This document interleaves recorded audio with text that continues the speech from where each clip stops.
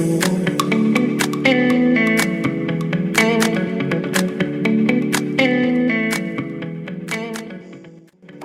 сайн бацгаана уу, сэтгүүлч уянгийн бэлтгэн өргөдөг уянгийн подкаст шин дугаараа та бүхэнд хүргэж байна. Тэгэхээр охидын үзлэгтэй холбоотой за сэдвээр өмнө бас подкастын нэг дугаар орсон байгаа. Тэгээд яг тэр үйл явдлаас хоошоо за ямар үр дүн гарсан бэ гэдэг дээр та бүхэнд нэмэлт мэдээллийг өгье. Яагаад заавал охидын үзлэгийг сургуулийн орчин зохион байгуулах нь өөрөө одоо хүний эрхийн зөрчил болоод байгаа юм бэ гэдэг дээр бас мэдээллийг хүргэж гэж бодоод студидтэй зочин ирсэн байна. Сайн байна уу та? Сайн байна уу? Сайн бацгаана уу? Хөөрхөн зүрх төрөмс байгууллагын ерхий зохицуулагч хоёрын дэрэг харсан байгаа. За тэгэхээр сургууль эмнэлэг бишээ гэсэн одоо энэ аяныг та бүхэн бас өрнүүлсэн байгаа шүү дээ. Тэгэхээр яг одоо аян ихснээс хоошоо ер нь үйл явц яг яаж өрнөгөө те сургууль дээр нь охидын үзлэг хийж байгаа талаар одоо жишээл мэдээлэл та бүхэнд хэрэг ирсэн бэ? За юуны төрөнд нөх охидын үзлэгийг бас та бүхэнд сануулад нэг товчгой танилцуулж гэж бодож байна тий. Ямар зорилготой яах гэж чигээд байгаа. Ер нь бол Монголын ард иргэд нийтлэхээр л байх ёстой гэж үздэг тий. Яагаад гэвэл манай эмээгийн үеидч дээр ээжийн үеидч дээр миний үеидч дээр одоо чиний үеидч дээр одоо ч гэсэндээ зохион байгуулагдаж байсан. Ийм одоо урьдчилан сэргийлэх зорилготой юм үзлэг. Тэгээ энэ юунаас урьдчилан сэргийлээд байгаа юм гэхээр бэлгийн замаар дамжих халдвар болон хүсээгүй жирэмслэл за бүн цаашлаад охидын дундах одоо хүчирхийлэл буюу бэлгийн хүчирхийлэл хүчиндх гэмтэргийн энэ асуудлыг эрт илрүүлэх зорилготойгоор хийдэг юм үзлэг гэх юм уу да. Тэгэхээр яг нэг ёсондоо сонсохоор их ач холбогдолтой. Тухайн хүүхдүүдийнхаа ялангуяа охидуудад бол илүү их одоо урьдчилан сэргийлсэн тэдний их ашигын төлөө тий ирээдүйд гарч ирэх эрсдлийг бууруулах зорилготой юм шигээр сонсогдож байгаа боловч энэ арга аргачлал нь өөрөө хүний эрх тэр дундаа гендерийн одоо мэдрэмжгүй охидын эрхийг ноцтойгоор зөрчиж байгаа. Охидын эрх дотроо бэлгэн бол нөхөр орч үеих эрх чөлөөг одоо ноцтойгоор зөрчиж байгаа ийм асуудлаа гэдгийг нэгдсэн үндэсний байгууллагын одоо дэлхийн эрүүл мэндийн байгууллагаас бол одоо нийт нэгдэж орсон бүх улс орнуудтай бол тунхагласан байдаг. Өөрөөр хэлбэл онгон эсхийг нь шалгах буюу virginity test гэж англиар ярьдаг тийм. Тэгэхээр энэ асуудлыг хүртэл одоо тавигддаг гэсэн үг. За хэдийгээр яг өмнө нь бид нэр охтуудыг одоо 10 жилдээ ч гэдэг юм ерхий боловсрол сургуультай сурч байхдаа онгон байна уу буюу хүнтэй унтсан байна уу гэдгийг бас үздэг зорилготой байсан. Одоо сүүлийн үед яригдсан саяны хэлдгээр нөгөө бэлгийн замын халдвар төвчин тий хүсээгүй жирэмслэлт эрт илрүүлэлт эрсдлээс урьдчилан сэргийлэх зорилготой хийгдээд байгаа боловч саяны хэлсэнчлэн энэ нь өөрөө хүний эрх хэрэгжүүлэлт ноцтой зөрчиж байгаа төр өөрөө хүчирхийлүүлж байгаа хэлбэр юм а гэдээ бол заасан байдаг юм а. Тэгэхээр ийм учраас хүний эрхийн байгууллагууд тэр дундаа охид эмэгтэйчүүд эрхийн чиглэлээр ажилладаг байгууллагууд бол яг 2019 оноос хойш тууштайгаар энэ асуудлыг тасан зогсох чиглэлээр ажиллаад за ер нь тодорхой үр дүнд хүрчээд ингээд сууж шүү. Би одоо жишээлбэл нэг ганц хоёр сурвалжлага бэлдэнгүүд тэрний хойноос надтай ингээд орон нутгаас хүүхдүүд холбогдож байна л да. Манай дээр одоо ингээд охид үзлэг хийх гээд байна. Эсвэл өмнө нь хийсэн бид нар ч юусоо хэлээгүй. Энд чинь ингээд бидний эрхийг зөрчөөд байсан юм байна штэ гэдэг ойлголтоо авчиад ингээд мэдээлэл өгж байгаа байхгүй. Тэгэхээр орон нутагч юу н одоо жишээлбэл охид үзлийг хэр одоо давтамжтайгаар зохион байгуулсан байх юм те. Одоо охтууд юу нэг юу гэж мэдээлэл өгж байгаа юм. За тэгээд энэ асуудал байгаагүйгээс бид нар мэдж байгаа. Харамсалтай нь яг албан ёсоор зохиогддоггүй гэдгийг боловсролын яам бол эрүүл мэндийн яамнаас бол удаа дараа бол хэлдэг мэрэгчлэтнүүд. За харамсалтай нь албан ёсоор зохион байгуулагддаггүй. Удирдлага дээрээс нь те. Гэтэл Улаанбаатар хотод бол бүр зохион байгуулагдаагүй сүүлийн одоо 4-5 жил болсон байна. Тэгэхээр бол нөгөө илүү бодлого гэдэг юм уу илүү одоо нөгөө мэдээлэлд орхон байгаа Улаанбаатар хотынхан бол зохион байгуулагдаагүй учраас наадах чи асуудал бишээ гэж үзээд идэг. Гэтэл хөдөө орон нутаг тэр дундаа аслагдсан одоо аймагуудын сумдуудын сургуулиудад бол намар орж ирэхэд нэг тий 9-10 сард тэгээд төгсөх алдт нэг 5-6 сард нэг буюу жилд 2 удаа зохион байгуулагддаг байна. Тэгэхээр дунд бол ахлахангийн охтуудад одоо яг энэ урьдчилан сэргийлэх гэдэг нэрээр охтын үзлэгийг бол зохион байгуулдаг. За тэгээд энэ арга хэмжээгээ боловсролын байгууллага нь буюу тухайн одоо сургуулийн удирдлагууд нь тухайн аймгийнхаа эрүүл мэндийн газартай хамтар зохион байгуулдаг. За тэгээд мэдээж аймгийн төвд байгаа сургуулиуд бол мэдээж юуны эрүүл мэндийн газартай юм өсвөрийн кабинетийн төвдөө очиод одоо яг эмчтэйгээ хийж зохион байгуулждаг. Сумдын одоо яг сургуулиудад бол ихэвчлэн сургууль дээр очиж зохион байгуулдаг. Тэгэхээр энэ юу гэлээд байгаа гэхээр мэрэгжлийн бус газар, мэрэгжлийн бус одоо орчин нөхцөлд хүүхдийн нууцлал, аюулгүй байдлыг одоо хангасан бус ийм одоо ээлгүй орчинд одоо мэрэгжлийн бус одоо мэрэгжилтнүүд очиж хүүхдийн одоо нөгөө саяны хэлээд байгаа ийм эрсдлүүдийг дагуулсан зорилго одоо нөхцөл байдал зохион байгуулдаг гэсэн үг байхгүй. Тэгэхээр бид нэр сая өнгөрсөн 2020 оны 9 сараас бол яг энэ сургууль эмнэлэг биш гэдэг нэртэй нөлөөллийн ажлыг бол сошиал медиа орчинд бол маш эртээ зохион байгуулсан. Бид нэр энэ нөлөөллийн ажлыг зохион байгуулах зорилго нь бол нэг үндсэн 2-3 зорилготой байсан. За эхнийх нь бол мэдээж өсвөр насныхаа өөрсдөө яг энэ сурвал одоо охидын үзлэг зохиох нь үнэхээр хэрэгтэй юм уу үгүй юм. Хэрэгтэй юм байна гэж үздсэн хэрнээ үнэхээр энэ нь бидний эрхийг зөрчөөд байгаа мó гүм үү гэдгээ таньж мэдэхгүй байгаадсан. Тэгэхээр нь бол нийтлэг штэ. Хүн болгон эрхээ мэдэх одоо бүрэн дүүрэн мэдэхгүй байна, таниулахгүй байна. Тэр болон хуулиудыг одоо бас мэдэхгүй байна тий. Одоо жишээлбэл өсвөртэй байгууллагаас ийм одоо асуудал гаргаад тэр дундаа одоо хүүхд хамгааллын тухай хууль гарцсан гэх мэтчлэнгээ мэдэхгүй танихгүй учраас бол мэдэхгүй байна. Бид нар таниулж чадахгүй насан туршидтэй. Тийм учраас өсвөр насныхан зориулсан энэ бол та нар өөртөө чи эрх хэрэгчлөөний асуудал шүү дээ таниулах зорилготой. Нэгдүгээр, хоёрдугаарт бол насан туршидтэй чиглэсэн. За эцэг эхчүүдийн зүгээс бол одоо өөртөө мэдээж урьдчилан сэргийлэх те үйлчлэг шинжилгээнд хамруулах одоо тийм соёл суралцаагүй тэр байтугай амны хүндийн ариун цэврийнх нь одоо үйлчлэгийг жилд нэг удаа хийлгэж чадахгүй байгаа тийм хандлагатай мэдлэгтэй одоо эдийн засгийн хувьд бас боломжгүй байгаа юм нөхцөлд бол юун тэр нөгөө хүүхдүүдийн охтуудыг тэг өсвөр үеийн хүүхдүүдийг одоо яг энэ өсвөр үеийн кабинетэд очиод нөхөрч хөрүүл мэд шилжилтийн насн тэр гарч байгаа өөрчлөлтүүд нь бие махбод нийлэрж байгаа зэрэг бол эерэг шийдтэмгүүд юу вэ гэдгийг мэдэх бол боломж байхгүй. Одоо үзүүлэх тийм мэдлэггүй байгаа юм гэсэн. Өөртөө яагаад гэвэл тэгж л өссөн байгаа даа шүү дээ бид мэдээ. Тэгэхээр ийм орчин нөхцөл байгаа учраас сургуульд өөртөөх нь өмнөөс очиод тэр үйлчлэгийг хийчихээр нэгдүгээр тэднэрт нэг амар байгаа тийм өөртөөх нь ачааллыг нь одоо баг сургууль хийх ёстой гэдэг ийм соёлтой байгаа байхгүй. Тийм учраас хийх ёстой гэдэг ийм хандлага насан туршидтын хувьд бол нийтлэг масаараа байгаа тийм. За харамсалтай нь бол бидний хүүхдийн тэр одоо бие махбод тэр дундаа нөгөө эмзэг нууц гэж бид нар өөртөө ярьдаг шүү дээ. Далд байх ёстой нөхөн үрчгүй эргэтэн тогтолцоо тэр дундаа тий одоо нөгөө бэлэг эрхтнийг хин нэг нь танихгүй итгээд одоо хурж ирээл харж үзнэ гэдэг бол энэ чинь наад захын бэлгийн боловсролын л мэдлэггүй байгаагийн л тохио байхгүй. Тэгэхээр үүнээс одоо урьдчилан сэргийлэх мэдлэг олох зорилготойгоор бас явсан. За хамгийн том 3 дахь зорилго нь юу вэ гэхээр бодлого шийдвэр гаргагчид нарт за та нар үгүй гэдэг наа. Эрүүл мэндийн яамаа, боловсролын яамаа. Та нар албан ёсоор зохиодоггүй, дээрээс удирдам чиглэлд өгдөггүй гэдэг. Гэтэл тэгвэл та бүхний анхан шатны нэгж болох сумдад байгаа, багт байгаа, дүүрэгт байгаа, хороонд байгаа тэр сургуулиуд яаж зохион байгуулад байгаа сургууль дээр. Тийм учраас энэ арга хэмжээгээ таслан зогсоох хэрэгтэй гэдэг шаардлагыг бид нар тавих зорилготой байсан. Тэгээ маш амжилттай зохион байгуулсан. Гэтэ мэдээж эхний ээлжинд нэгдэх зорилгоо хэрэгжүүлэхийн тулд хүүхдүүд рүү шууд одоо тий өө болохгүй наа чинь тийм юм гэхээсээ илүүтэй нөгөө нэг өгч чадахгүй байгаа боловсролын одоо тэр соёлоор боловсролынх нь салбарын одоо хэрэгцээ шаардлага эцэг эхийн анхаарал халамжийн тэр нэг юм хэрэгцээ шаардлагыг нь үндэслээд бэлгийн боловсролыг олох зорилготой сошиал медиад бид нэр илүү их анхаарч ажилласан. За тэгээд чатбот ажиллуулсан. Ер нь бол бэлгийн боловсрол гэж юу юм бэ гэх тээ. Тэгээд хүүхдүүдээс ер нь асуухад бэлгийн боловсролыг хөвчлэн бэлгийн харилцаатай холбоотой асуудал гэж ойлгодог.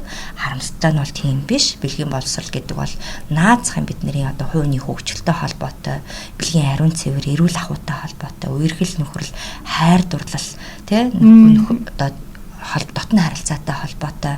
За тэгээд бэлгийн зан уул хүчирхийлээс урьдчилан сэргийлэх гэх мэтчлэн маш өргөн ойлголттой одоо ийм том цогц зүйл ахгүй бэлгийн боловсрал гэдэг зүйл чинь. Тэгэхээр нөгөө амьдрах ухаан болон хүний эрхэд суурилсан бэлгийн боловсролыг олгох нь өөрөө уг нь бол олгож байгаа. Хэдий боловч нөгөө зааж байгаа багш нар маань өөрсдөө яг нөгөө суураасаа эрүүл мэндийн тэр хичээлийг заах хэмжээний биш. Биологийн багш юм уу, үгүй бол ангийн багш нь, үгүй бол одоо биеийн тамирын багш хүртэл зааж байгаа тохиолдлууд өмнө нь бол байсан. За энэ жилээс одоо сайжирж байгаа гэж бол найдаж байна. Тэгэхээр нөгөө бэлгийн боловсрол бол нэлээд хоцрогдсон юм. Эрүүл мэндийн хичээлийг ч одоо 3-4 жил оруулах болцсон үеж байсан шүү дээ. Тэгэхээр энэ бол нэлээд асуудал байсан. Тийм учраас хүүхдүүдэд бид нэр яг өөртөөх нь тэр сууг болох сонирхол сошиал медиа орчингоор нь дамжуулаад заавал насан туршид гэдэг юм уу багшаар нь биш те теле хичээлээр нь биш байдлаар яг нөгөө гар утсанд нь өөрөө яг юм private буюу те хинтээ ч одоо мэдээлэл хуваалцаж өөрийнхөө одоо нөгөө тулгамдаад байгаа асуудлыг мэдэгдэхгүйгээр манай чат бот руу холбогдоод бэлгийн боловсролтой холбоотой маш олон мэдээлэл авах боломж бүрдүүлж өгсөн. Тэгэхээр энэ боломжийг бүрдүүлж өгөхөд мэдээж олон улсын байгууллагууд бол тий одоо тусад дэмжсэн байгаа. Тэгээд дашрамдуултад одоо Канадын элчин сайдын яам болон Монголын эмэгтэйчүүдийн сан болвол одоо яг энэ асуудал үнэхээр Монгол улсад нэлээд эрсдэлтэй байгаа учраас гээд дэмжсэн бас энэ дашрамдлгээд бас баярлж байна. Тэгэхээр яг энэ үед бол 15,000 гаруй өсвөр үеийн хүүхдүүд бол мэдээлэл авсан биднээс. Тэгэхээр энэ одоо хүртэл авахыг бол зорж байна. Тэгээд харамсалтай манай чатбот яг одоо бол зогссон байгаа. Ягаад гэвэл нөө төлбөр төлөх шаардлагатай. Одоо бид нэр сардаа 150-200 мянган төгрөгийг одоо төлөх шаардлагатай учраас яг одоо бол зогссон байна. Одоо харамсалтай. Гэхдээ бид нартай эргээд холбогдоход бол ямар ч мэдээллийг олон төлбөрөөр авах боломжтой шүү. Цаашид бас яг энийг хэрэгжүүлэхэд бас нээлттэйгээр ажиллана гэж бол зорж байна. Тэгэд энэ хугацаанд нөгөө ямар үр дүн бэ гэсэн тийм чинь эхний асуултанд хариулахад маш олон хүүхдүүд маш олон цөөнгөө тий 10 гаруй одоо орон нутгаас сургуулиудаас бид нар руу шууд мэдээлэл ирж ирсэн. Яг одоо манай сургууль дээр зохион байгуулах гэж байна. Октоо үзлэг тий маргааш зохион байгуулах гэж байна. За энэ сарда зохион байгуулагдана гэд бид нар дөнгөж сая мэдээлэл ирлээ ч гэдэг юм. Ийм тохиолдлууд бид нар 10 гаруй бол ирсэн. Энэ бол маш өндөр тоохгүй. Тэгэхээр үүнийг тасан зогсооход одоо яг бидний хэрэгжүүлж байсан үйл ажиллагаа нэлээд их төхөн болсон. Тэрний юу байсан бэ гэхээр одоо нөгөө сүүлдээ подкастаас хойш хийсэн ажлуудаа хэлэх юм бол яг охтын эрх ба сургуулийн орчинд охтын үзлэгтэй холбоотой бодлогын судалгаа хийсэн бид нар. За. Тэгэхээр энэ нэлээд ач холбогдолтой байсан. Тийм, бодлогын судалгаа. Өөрөөр хэлбэл ерөн бодлогын баримт бичиг дээр эрүүл мэндийн яамны сайдын гаргасан тушаалаас тий одоо тушаалч гэдэг юм уу боловсролын яамны одоо газрын дарганч гэдэг юм уу гаргасан тушаал дүрм журам дээр заасан байдаг юм уу гэхээр бас үгүй.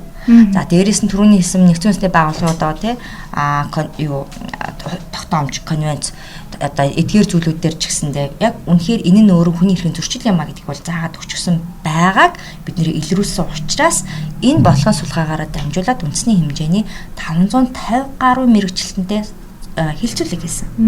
За үндэсний хэмжээнд. Тэгэхээр өөрөөр хэлбэл 21 аймгийн одоо 300 тий одоо 60 эдэн сум тэр чигээрээ мэрэгчлүүд орсон гэсэн. Ялангуяа эрүүл мэндийн газар болон боловсролын газрын мэрэгчлүүд орсон. За энэ дээр бол мэдээж нэг хандлага нь арай одоо хийх ёстой гэдэг юм хандлагатай мэрэгчлүүд харьцангуй за тийм байна. Хэдийгээр өсвөр насны хүүхдүүдэд бид нэр энэ урьдчилан сэргийлэх одоо үйлчлэг шинжилгээ хийхин чухал боловч ингэж хүчээр хийж болохгүй юм байна. Өөртөөх нь одоо зөвшөөрлийг аваагүй, эргэцэгээс нь зөвшөөрөл аваагүй, өөртөөх нь сайн дурын үндсэн дээр биш те. Тэгээд энэ дээр бас нэг юм ярьж байгаа. Зөвхөн хүүс, нэгэн хүүсийг одоо тий онцолж байгаа. Гэтэл нөгөө яриад байгаа бэлгийн замаар дамжих халдвар, хүсээгүй жирэмслэл те одоо эрд бэлгийн харилцаанд орох, хүчиндэг гэмт хэрэг гэдэг эдгээрийг урьдчилан сэргийлэх зорилготой байхад охтууд ганцаархнаа гэдэг юм охтуудтайгаа хоорондоо энэ асуудал нийгэмд гарч ирээгүй шүү дээ. Тэгэхээр яагаад энэ хөвгүүд гэдэг одоо хүүс орхигдоод байна гэдэг асуудал гарч ирж байна. Тэгэхээр энэ яалтчгүй гендерийн одоо асуудал болж гарч ирж байгаа гэсэн үг байхгүй. Тэгэхээр энэ давхар энэ асуудлыг одоо ойлгуулад ирэхээр нэрээ үнэн бэ шүү. Хүүгүүдээ бид нэр яагаад орхиод байгаа юм бэ? Дандаа охтуудаа хамгаалаад идэг, охтуудаа сургаад идэг, охтуудаа л одоо үзээд ингээ те хяналтандаа байлгаад идэг. Гэтэл энэ тогтолцоо энэ бодлого маань өөрөө алдаатай байсан юм байна гэдгийг мэрэгчлүүд өөрсдөө ойлгож эхэлсэн гэсэн үг байхгүй. Тэгэхээр бид нар яг тухайн хилцүүлгийг өнгөрсөн 21 оны 3 сараас 4 сарын хооронд зохион байгуулсан. Тэгээ энэ хилцүүлэг маш амжилттай болсон. Өөрөөр хэлбэл цаашаад одоо дээрэс нь хэдийгээр хүний эрхийн мэдрэмжгүй удирдлага байгаад чиглэл өгсөн ч гэсэндээ нийгмийн ажилтан тухайн хичээл эрхлэгч нар нь эрүүл мэндийн газрын мэрэгчнүүд нь одоо болохгүй байна гэдэг мэдээлэл олж авчиж байгаа гэсэн үг байхгүй нэг осондоо тий. За тэгээд түүнээс цааш гэх юм бол одоо яг нөгөө саяны бодлогын судалгаагаа бариад бид нар юу хийсэн гэхээр нөгөө эрүүл мэндийн яам болон боловсролын яам, хүний эрхийн үндэсний комисс, гендерийн үндэсний хороо, нэгдсэн үндэсний байгууллага одоо хүн амын сан, хүүхдийн сан гих мэтчлэнгээ одоо байгууллагуудад яг энэ одоо асуудлаар холбоотой байгууллагуудад бид нар албан бичиг өгсөн. За тэгээд эндээс бол мэдээж хөдөлмөр нийгэм хамгааллын яам болон гэр бүл хөгжил залуучдын газар бол мэдээж энэ хүүхд хамгааллын асуудал, хүүхд эрхийн асуудал гэдэг бол хүлээн зөвшөөрч байгаа. За эрүүл мэндийн яамнаас харамсалтай нь одоо хүртэл одоо нөгөө мэдээж коронавирусын одоо тийм энэ цар тахалтай холбоотойгоор ажил ихтэй завгүй байцгаагаа байх гэж одоо бид нэр эргээр хүлээж ойлгож байгаа. Одоо хариуг одоо хүртэл ирүүлээгүй байхыг бодоход гэхдээ ковидын асуудал чухал. Тэр халдварч гэдэг юм уу халдварт ус өвчний асуудал чухал. Гэхдээ энд бас охидын эрхийн асуудал одоо эрүүл мэндийн салбарт төрчигдөж байгаа асуудал ч гэсэнтэй бас чухал шүү гэдгийг хэрвээ одоо үзэж байгаа. Тийм энэ салбарын хүн байвал бас зашрамт хэлчмээр байна. Тэгэхээр бид нэг зүйлийг авч явлаа гэд нөгөө зүйлийг бас ингээд орхитуулж хайж болохгүй шүү. Аль болох л ингээд хамтал яваад шүү. Явах нь чухал шүү гэдгийг бас хэлмээр санагдаад. Тэгээд энэ дээр нэг сонирхолтой зүйл гарч ирсэн. Бид нэр зөвхөн эрүүл мэндийн байгууллагатай боловсролын байгууллага хамтран зохион байгуулад байна гэж ойлгосон. Гэтэл харамсалтай нь энд нэг асуудал, сонирхолтой асуудал гарч ирсэн нь прокурорын газраас цагдаагийн байгууллагт хүчиндэг гэмтэргүй, насан туршийн хүүхдийн хүчиндэг гэмтэргийн тоогоо илрүүл, тоогоо одоо мэдэгдэж одоо бүртгэгдэх ёстой гэдэг ийм дээрэс нь заавар тушаал өгөөд сургуулийн захиргаанд охидын үйлчлэг зохион байгуулдаг. Ийм асуудал гарч ирсэн. Тэгэхээр нөгөө хэдийгээр дахиад хүний эрхийн буюу одоо хүүхдийн эрхийн зөрчлийг бид нэр илрүүлэх гээд ажиллаж байгаа боловч тэр ажиллаж байгаа арга гаргач чинь дахиад өөрөө хүүхдийн эрхийг зөрчсөн байж болохгүй байхгүй юу? Давхар эрхийн зөрчих тийм үүссэн биш. Тэгэхээр тийм асуудал гарч ирсэн. Тэгэхээр бид нар хууль зүйн удаа тэргийн яам болон цагдаагийн ерөнхий газар хүртэл одоо бас яг энэ зөвлөмжөө хөргүүлсэн. Бас одоогийн байдлаар хариу байхгүй. За хамгийн том үр дүн гэх юм бол боловсролын яамнаас бол биднэрт хариу ирсэн. Тэгээд энэхүү боловсролын яамнаас хариу ирэхдээ одоо баг болон дунд боловсролын газрын дарга нэм очроос 2021 оны 5 сарын 11-нд одоо биднэрт албан бичиг ирүүлсэн. Тэгээд энэ албан бичигтээ бол хүний эрхийн чиглэлээр ажилладаг, энэ чиглэлээр ажилладаг иргэний нийгмийн байгууллагуудаа одоо бидний гол одоо энэ чиглэлийг бол ажиллаж байгаа нэгдүгээр цаашаасан. Тэгээ одоо өөрөөр хэлбэл төрийн өмнөөс логтон боож өгвөл явж исэн ажил маань үр дүндээ хүрч ийн л гэсэн үг л те. Цаашаагаад нэрэл одоо сургуулийн орчинд хүүхдийн эрхийн зөрчил байсан байх шүү гэдгийг бол хүлээн зөвшөөрсөн гэсэн үг те. Хоёрдугаарт нөгөө өмнө нь бид нэр зохион байгуулдаггүй, дээрээс нь удирдлага чиглэл өгөөгүй гэдгээ баталгаажуулаад нийт үндэсний хэмжээнд одоо байгаа тэр 360 гаруй сургуулиудад бол яг албан тоод хөргүүлсэн байна. Тэгэхээр энэ албан тоотонд бол сургуулийн орчинд үүнээс цааш түүнээс нааш дахиж охидын үйлчлэг зохион байгуулахгүй гэсэн юм одоо зөвлөмжийг бол одоо хөргүүлсэн гэсэн үг. Тэгэхээр магадгүй нэвтрүүлгийг сонсож үзэж суугаа тий тухайн орон нутагт ч гэдэг юм охидын үйлчлэгээ зохион байгуулах гэж байгаа сургууль байх юм бол бидэнтэй эргэж бас холбогдож болно. Тэгэхээр энийг бол одоо албан ёсоор Монгол Улсын засгийн газар тий цаанаасаа бол зохион байгуулж болохгүй. Үнэхээр энэ 21 дугаар зуунд хүүхдээ бид нар буруу бас тий урьдчилан сэргийлж ирсэн байна гэдэг өглөөний зөвшөөрсөн гэдгийг одоо албан ёсоор дуулахад таатай байна. За том амжилт шүү энэ бол тий.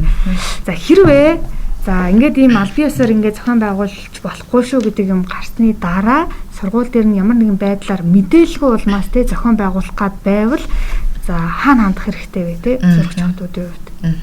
За уг нь бол яг хуулийнхаа өрөөнд бол боловсролынхон газар руу ч гэдэг юм уу боловсролын яам руу болоо шууд хандах боломжтой.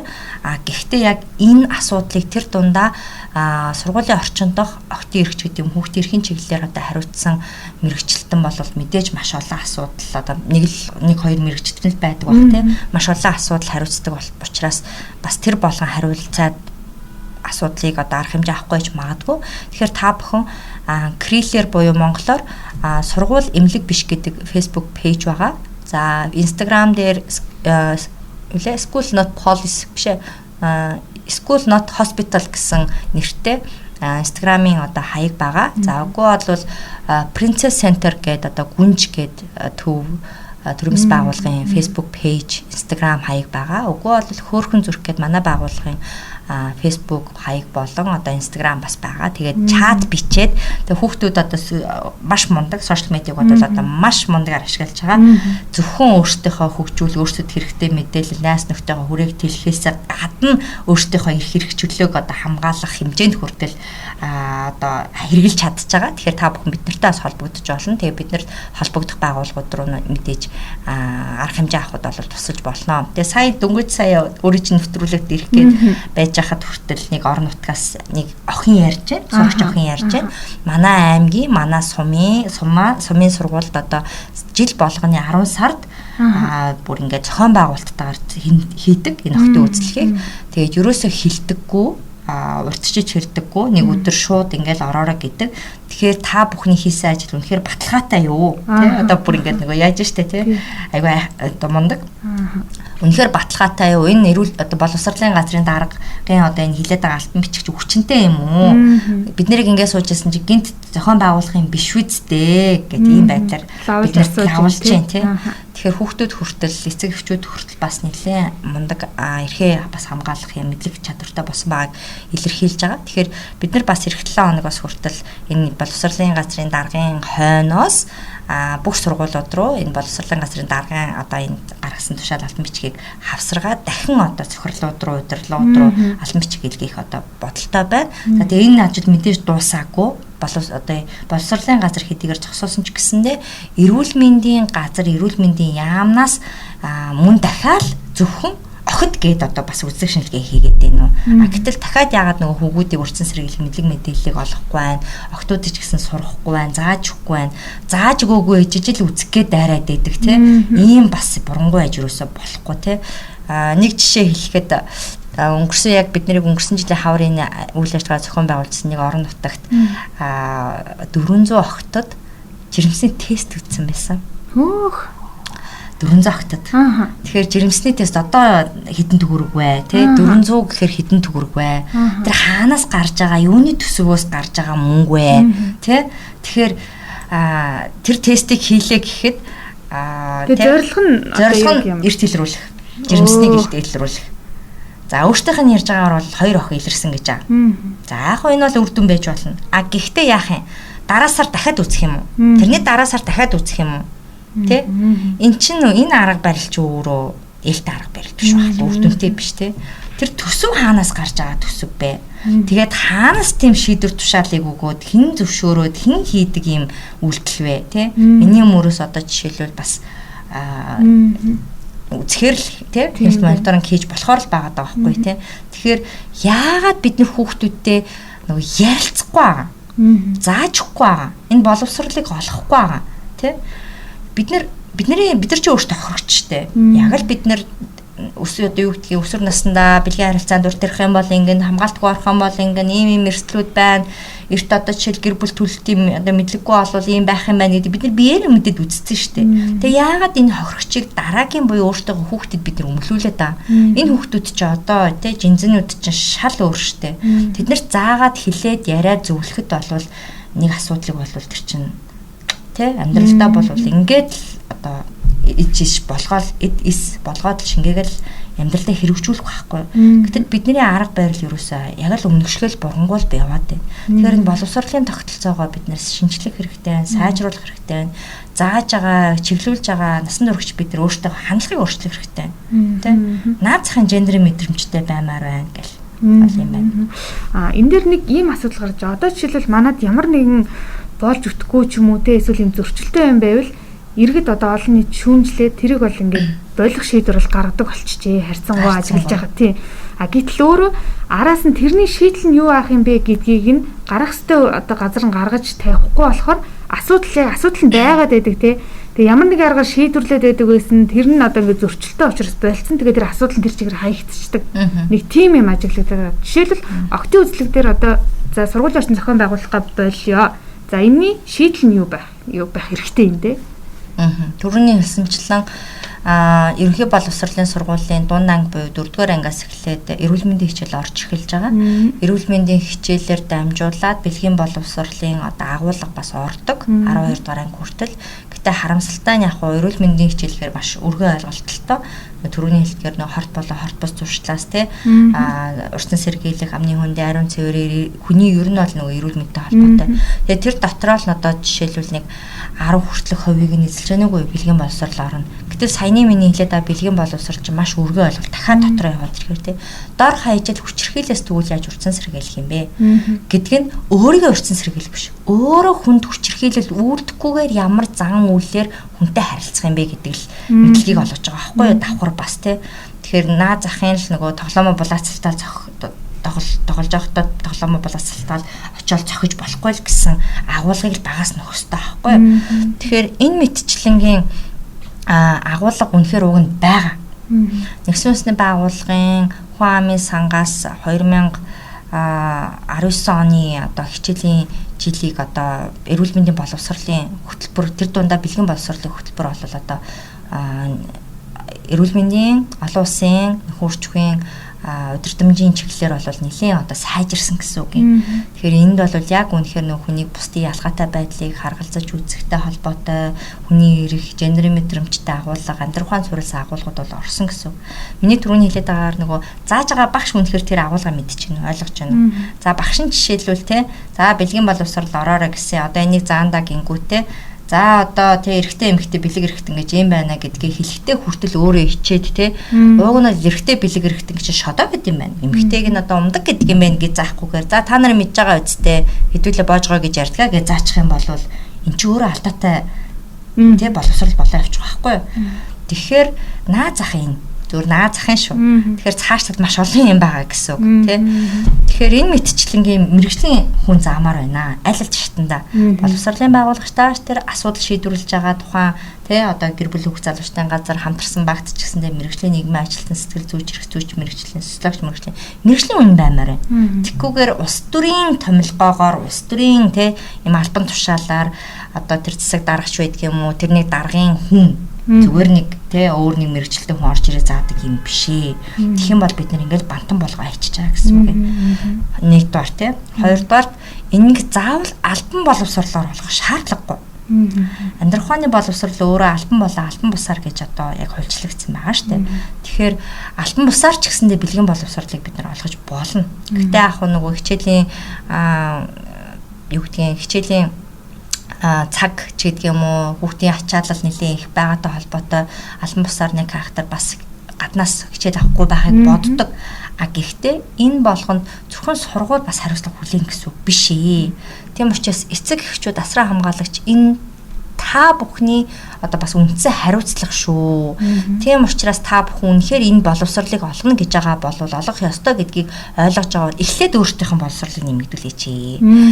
Амьдрах ухаан, бэлгийн боловсрол, гэр бүл төлөвлөлтийн энэ боловсрол чинь насан туршийн боловсролоо. Насан туршийн гэдэг нь та тий төрхөөс одоо насын эцлэх хүртэлх хугацаанд сурч боловсруулна гэсэн үг. Тэрнээс биш одоо ерөнхий боловсролын сургууль төгсчлээ, их сургууль төгсчлээ, мастер, доктор хийжлээ. Би болоо гэж бодож байгаа юм биш. Энэ болгон чинь дэлхийн ертөнц эргэлдэж явах хугацаа болгонд одоо мэдлэг мэдээлэл чинь шинжлэгдэж өөрчлөгдөж яадаг юм аа. Түүнтэй адилхан бэлгийн боловсрол гэдэг зүйлийг бид нар өөрсдөө ойлгохгүй бол хүүхдүүдтэй тэгээ буруу ташаа мэдээлэл өгөх маш одоо өндөр магадaltaй байгаад байна. Тэгэл наазахын өнөөдөр хүүхд чинь яг ярилцгаал те үерхэл нөхрөлийн талаар ч гэдэг юм өөрийнхөө крашийн талаар ярилцгаал ороод ирэхэд гээл одоо юм хаалттай те бурангуй үзэлтэй байх юм бол хүүхэд хизээч танд хаалгаа нээхгүй шүү дээ. Тэгэл хаалгаа нээж өгөхгүй нээлттэй байхгүй ярилцахгүй байх чинь юуны цондон бэ гэхээр хүүхэд эрсдэлтэй алхам руу явахын л цондон шүү дээ тий. Тэгэхээр нөгөө бөөсний үлгэр шиг хүүхэд асуудалтай байна гэж яриад байдаг. Хүүхэд хизээч асуудалтай байна гэж байхгүй. Муу хүүхэд гэж хизээч байна гэж байхгүй. Муу эцэг гэх муу одоо хайраар хангах одоо тэжээг юу гэдэг хайраар дутаасан халамжгүй өсөгсөн үл хайхарсан хүүхдэл асуудалд өртөх магадaltaй. Тэгээд тэр асуудалд өртөж байгаа хүүхдүүд юу гэдэг хүүхдүүдийн эцэг эхүүд гэр бүлийг бид нэр ойлгоод байхтай архины хамааралтай ч гэдэм үү, сасан сарансан тий урд хойтох гэж л их л ойлгоод байт юм шиг байгаа. Үгүй бол одоо бүтэн үн асрамжийн газар байгаа гэдэг. Үгүй штэ тий. Ерөөсөө л хүүхдэд цаг гарахгүй байгаа. Чанартай цаг гарахгүй байгаа. Хайрлахгүй байгаа, сонсохгүй байгаа, ярилцахгүй байгаа. Үүний ч үр дүн байхгүй юу? Тэр үр дүн чинь яг одоо бидний яриад байгаа нөгөө бэлгийн болон нөхөрч асуудлууд байхгүй юу? Одоо ерөөсөө бэлгийн замаар дамжих халдварын 70-80% нь ерөөсөө л 14-өөс 24 насны хүүхд залуучууд байна штэ. Бэлгийн замаар дамжих халдварын шүү. Энэ бол маш өндөр тоо. Хуучин бол арай нэг тий 35-6 бол байсан бол одоо энэ бүр улам багасч байна. 14-өөс 24 болоо да. За тэгээд үр хүндэлтэй асуудал тий үр хүндэл та нар одоо мэдээж энэ бол тодорхой гарах боломжгүй. Гэтэл өсвөр насндаа хүүхэд төрүүлж байгаа охтууд гэх юм бол жил дунджаар 3000-аас 3500 тий охтууд өсвөр насндаа буюу насан турш хүүхдээ хүүхд төрүүлж шүү дээ. Эдгээр хүүх охтуудын ерөөсө 70-80% нь өртөлгөөс эмэгтэйчүүд болдог. Энэ бас судалгаа. Хүчиндэх гэмтэрэг насан туршийн хүүхдүүдийн хүчиндэх гэмтэрэг Монгол улсад ерөөсө 200-аас 250 бүртгэгдэж жил дунджаар. Энэ дахиад юу вэ гэхээр бэлгийн боловсролын асуудал байхгүй. Та багаас нь хүүхдтэй нөгөө бэлгийн боловсрол болох тэр дундаа нөгөө хувийн орон зай гэдэг агуулга ойлголтыг зааж өгөхөөсөө болоод энэ асуудал чинь даймжирсаар хагаад хүүхдийн эсрэг хүчиндэх гэмтэрэг болоод томирчээд тий. Тэгэхээр энэ том асуудлууд чи ард юу байна? Хамгийн суурь нь юу байна? Суурь шалтгаан нь юу байна гэхээр ерөөсөө бэлгийн боловсрол таны мэдлэг ойлголт хандлагын асуудал шүү гэдгийг дахин хэлээд та тий. За тэгэхээр подкаст энд хүрээд өндөрлж байна. Тэгээд охтын үзлэгтэй холбоотойгоор ер нь яагаад заавал сургуулийн орчинд охтын үзлэг хийх нь за хүүхдийн одоо энэ эфийг зөрчөөд байгаа юм бэ? За яг энэ асуудалтай холбоотойгоор ажиллаж байгаа төрийн бас байгууллагуудаас ямар үр дүнд хүрсэн бэ гэдгийг бас эргээд дахиад зочин өрөө та бүхэнд мэдээлэл өргөлээ. Тэгээд хэрвээ сургууль дээр нь ямар нэгэн байдлаар охтын үзлэг зохион байгуулах гэж байгаа гэсэн ийм мэдээлэл ирэх юм бол бас түрүүний дурдсан байгууллагуудад хандаад бас тусламж авч болох нь шүү. Тэгээд анхаарлаа хандуулаад энэ хүртэл сонссон та бүхэнд маш их баярлалаа. Баярлалаа.